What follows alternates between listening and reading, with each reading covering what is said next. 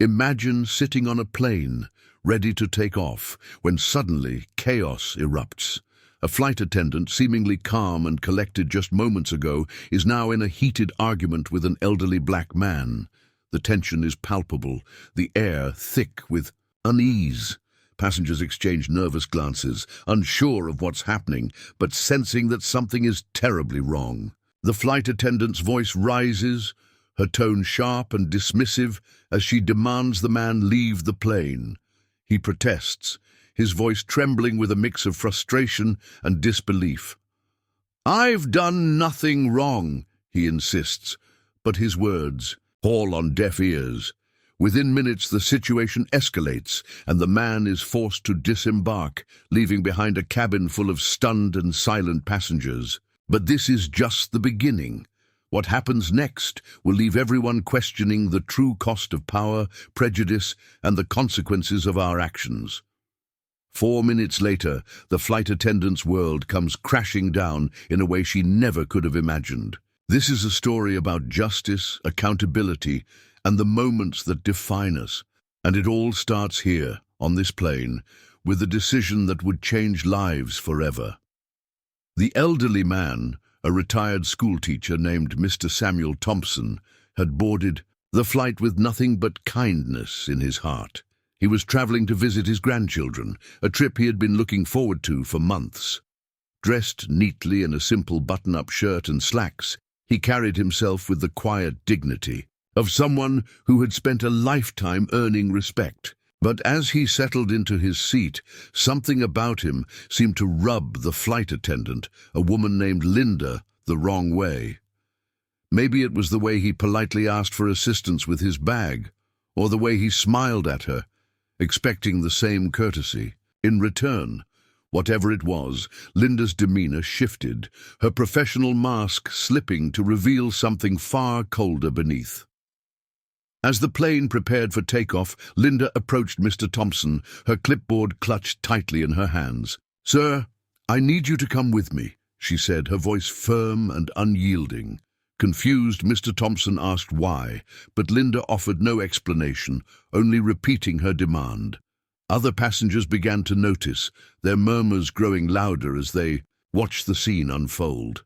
A young woman in the row behind Mr. Thompson even spoke up, defending him, but Linda shut her down with a glare. "This doesn't concern you," she snapped, her authority unchallenged. Reluctantly, Mr. Thompson stood, his movements slow and deliberate, as if he were trying to buy time to understand what was happening. But Linda was in no mood to wait. She escorted him off the plane, her grip on his arm tighter than necessary, leaving behind a trail of unanswered questions. Back on the plane, the atmosphere was tense. Passengers whispered to each other, some expressing outrage, others simply bewildered. No one could make sense of what had just happened. Why had Mr. Thompson been removed? What had he done to deserve such treatment? The answers, it seemed, were known only to Linda. But as the plane's doors closed and the engines roared to life, Linda's confidence began to waver. She glanced at her watch, then at her phone, which had started buzzing incessantly. Her face paled as she read the messages, her hands trembling slightly. Something was wrong, very wrong. Unbeknownst to Linda, one of the passengers had recorded the entire incident on their phone. Within minutes, the video had been uploaded to social media, where it quickly went viral. The hashtag #NotJusticeForSamuel began trending, with thousands of people expressing their outrage and demanding answers. The airline's customer service lines were flooded with calls, and news outlets picked up the story, turning it into a national headline. Linda, who had thought she was untouchable, suddenly found herself at the center of a firestorm. But the worst was yet to come. As the plane taxied down the runway, Linda's phone rang. It was her supervisor, and the tone of his voice left no room for misunderstanding. "Linda, we need to talk," he said, his words heavy with implication. She tried to explain, to justify her actions, but the damage had already been done.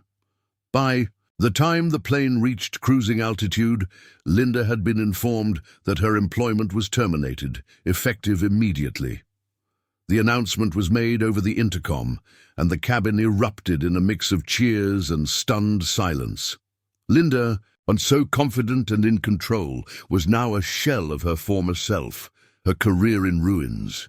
But this story doesn't end here. What happened to Mr. Thompson after he was removed from the plane? How did the airline respond to the public outcry? And what became of Linda, the flight attendant whose life was turned upside down in a matter of minutes? These are the questions that will be answered as we delve deeper into this gripping tale of justice, accountability, and the power of standing up for what's right. Stay tuned, because the next chapter of this story will leave you on the edge of your seat. As the plane soared through the sky, the passengers were left to grapple with what had just unfolded. The mood was a strange mix of relief and unease. Relief that Linda, the flight attendant who had caused such a scene, was no longer in a position of power, but unease about what had truly happened to Mr. Thompson. Who was he? Why had he been targeted? And what would happen to him now that he had been forced off the plane? These questions swirled in the minds of everyone on board, but no one had the answers. Not yet. Meanwhile, Mr. Thompson stood in the terminal, his suitcase at his feet, trying to make sense of the whirlwind that had just upended his day. He had been looking forward to this trip for weeks. His grandchildren, who lived across the country, had been counting down the days until his arrival. He had promised to take them to the park, to teach them how to play chess, and to tell them stories about his years as a teacher. But now those plans were in jeopardy. He felt a deep sense of injustice, but also a quiet determination. He wasn't the type to make a scene or demand attention, but he knew he couldn't let this go. Something had to be done. As he sat on a bench trying to gather his thoughts, a young woman approached him. She introduced herself as Emily, one of the passengers who had witnessed the incident. "I saw what happened," she said, her voice filled with empathy. "It wasn't right. I recorded it on my phone, and I've already posted it online. People need to know what happened to you." Mr. Thompson was taken aback. He hadn't expected anyone to stand up for him, let alone a stranger. He thanked her, his voice soft but sincere. "I just want to understand why this happened." He said, "I didn't do anything wrong." Emily sat down beside him, her phone buzzing with notifications. The video was spreading faster than she had anticipated. Comments poured in, many expressing outrage and demanding accountability. Some even shared their own stories of similar experiences, painting a troubling picture of how often situations like this occurred. Emily showed Mr. Thompson the screen, and he was stunned by the outpouring of support. "Maybe this is a way to make sure it doesn't happen to someone else," she said. Mr. Thompson nodded, though he still felt a heavy weight in his chest. He wasn't used to being the center of attention, and the thought of his face being all over the internet was overwhelming. Back on the plane, the atmosphere remained tense. Passengers whispered among themselves, speculating about what had led to Linda's sudden dismissal. Some recalled her behavior earlier in the flight, noting how she had seemed unusually curt and impatient. Others wondered if there was more to the story, something hidden beneath the surface. One man, seated near the front, leaned over to his neighbor and said, "I've flown with her before. She's always been strict, but this was different. It felt personal." His neighbor nodded in agreement, though neither of them could pinpoint exactly why. As the flight continued, the airline's corporate office was in chaos. The viral video had sparked a public relations nightmare, and executives scrambled to contain the fallout. Statements were drafted, apologies were issued, and internal investigations were launched. But for Linda, the damage was already done. She sat in the crew area, her uniform stripped of its insignia, staring blankly at the wall. Her mind raced with thoughts of what had gone wrong. She had always prided herself on being a professional, on following the rules and maintaining order. But somewhere along the way, something had shifted. Had she let her personal biases cloud her judgment? Or was there more to the story that even she didn't fully understand? Linda's phone buzzed again, this time with a message from a colleague. "You need to see this," it read, followed by a link to the viral video. She hesitated before clicking, her stomach churning with dread. As she watched the footage, she saw herself through the eyes of the passengers, harsh, unyielding, and utterly devoid of empathy. The comments below the video were even worse, filled with anger and condemnation. Linda felt a wave of nausea wash over her. This wasn't how she had imagined her career ending. She had always believed she was doing the right thing, but now she wasn't so sure. Meanwhile, Mr. Thompson's story continued to gain traction. News outlets picked up the video, and reporters began reaching out to him for interviews. At first, he was hesitant. He didn't want to be seen as someone seeking fame or sympathy. But Emily encouraged him, reminding him that his story could shine a light on a larger issue. "This isn't just about you," she said. "It's about holding people accountable and making sure no one else has to go through what you did."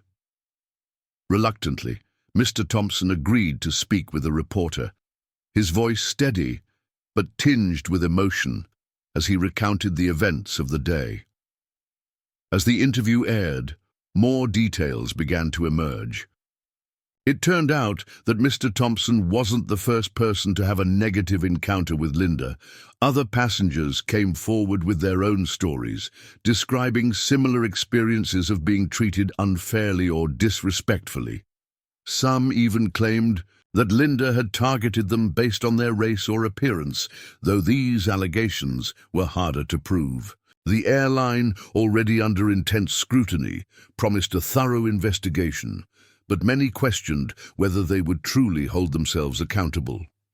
The mystery deepened as people began to wonder what had prompted Linda's actions in the first place. Was it a case of implicit bias, as some suggested, or was there something more deliberate at play? Linda herself remained silent, refusing to speak to the media or even to her former colleagues. Her silence only fueled the speculation, leaving everyone to draw their own conclusions. As the hours passed, the tension continued to build. Mr. Thompson, still stranded at the airport, waited for word from the airline about how they planned to make things right. Emily stayed by his side, offering support and helping him navigate the flood of attention. And Linda, now isolated and alone, grappled with the consequences of her actions, wondering if there was any way to undo the damage she had caused. But the story was far from over. What would happen when the plane landed? How would the airline respond to the growing demands for justice? And what would become of Linda now that her career and reputation were in ruins? These questions hung in the air, unresolved and heavy with anticipation. The next chapter of this story promised to be even more dramatic, as the truth behind the incident began to unravel, revealing secrets that no one could have anticipated.